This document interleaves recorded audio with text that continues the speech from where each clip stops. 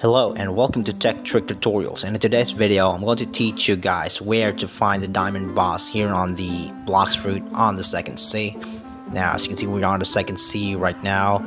Take quest, and after you take quest, go ahead straight for the Coliseum right here.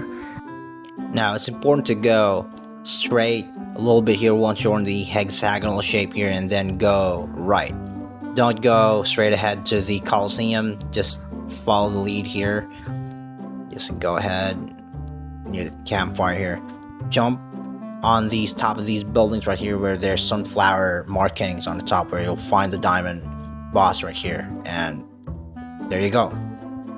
There you have it. So I certainly hope that this video is of any help for you guys. You'll be battling the diamond boss now. And thank you so much for watching Tech Trick Tutorials. And you guys have a nice day.